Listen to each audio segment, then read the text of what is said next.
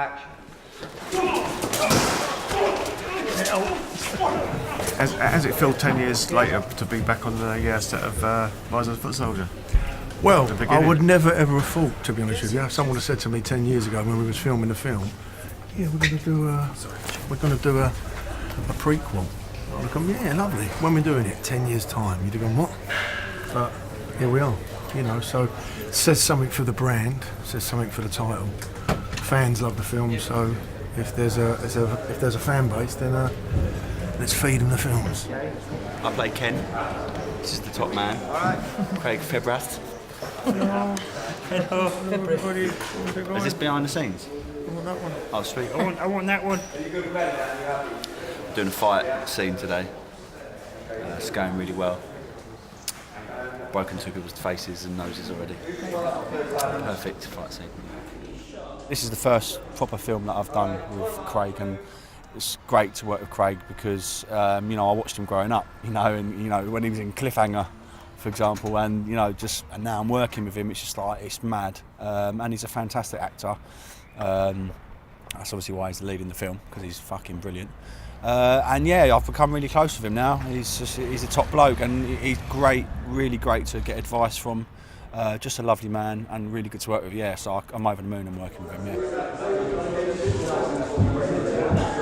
Rise of the Footsoldier, the beginning, we sort of aimed to make it more like the first Rise of the Footsoldier. The second Rise of the Footsoldier was more of a sort of drama, whereas the first one was more sort of action.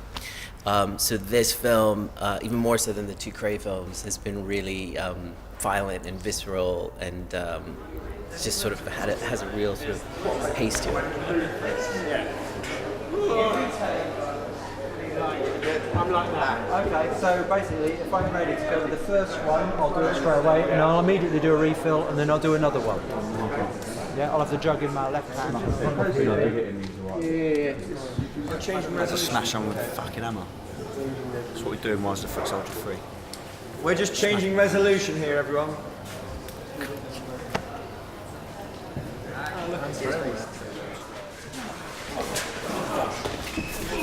Jimmy G from the first film. Jeez, got 10 years ago. How crazy is that? It's kind of film by, isn't it? Jimmy G, Welsh friend of the group, went to prison with Pat. Is the man who can get anything. He's the man who gets the good stuff.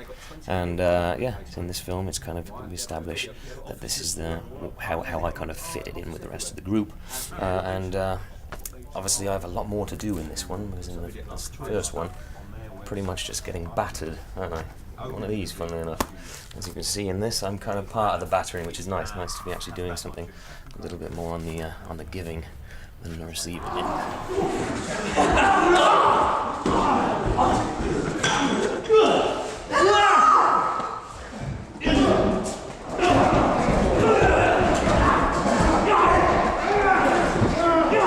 This film is going to. It's got all the gags all the way through it, so it's very violent.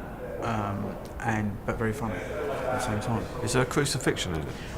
Yes, I can't tell one from. But yes, there's so much violence in this that it's just. I'm looking at the rushes and just going, oh my god! Like, I'm thinking, we've got to have to tone this down, mate, because we've got to get this BBFC'd. It's going to be an 18 though, yeah. Well, 100%, yeah. Violence-wise, how does it compare to the first one? Oh, Jesus, it's off the charts. Brutal. Really? Absolutely. I mean, when I met them, they said, we got a bit of a, there's a benchmark to it, and the benchmark is the pizza scene. So I said, it's going to be difficult to sort of get near to it, because it was, it's a horrific scene to film, and the impact with the audience was even bigger. People watch that scene and they're like, oh God. I remember seeing reviews and people saying it's one of the most unsettling things I've ever seen. But I think we're level pegging, if not above. There's some brutal stuff in this, especially what goes on in prison with what I get up to. Is there quite a lot of the scenes in prison? Oh yeah, it's me taking massive revenge on a little group of geezers in the nick, which is not nice. Action.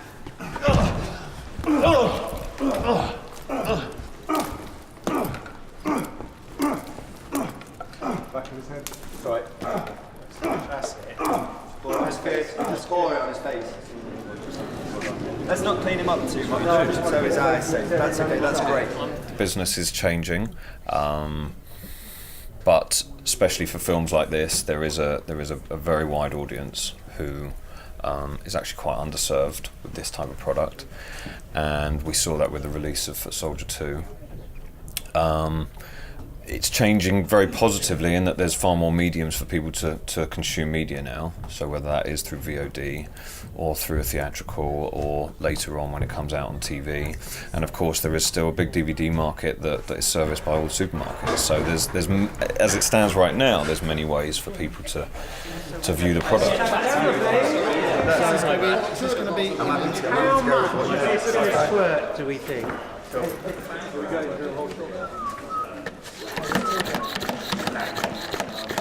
It would be helpful if I can just squirt a little bit out to clear the pipe.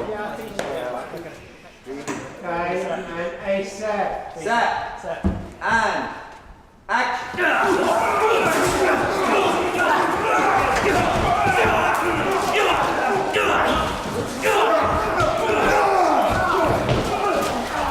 I've always loved gangster films, and I'm fascinated by the characters. And Rise of the Footsoldier at the beginning it's a really pure gangster film because you have these characters who live completely outside the law, and I think as an audience we like to watch that sort of voyeuristically, and then they have a spectacular, horrible fall, which also I think as an audience we sort of need to see that too.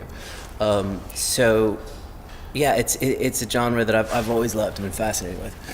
No, I read all the books. I mean, when I first did it, and I did as much research as I possibly could. Do you know what I mean? But you can only you can only pretend so much. Ultimately, that's what you're doing. You're pretending to be someone, and you just hope that you can make it as authentic as you possibly can and believable. And I've tried to do that.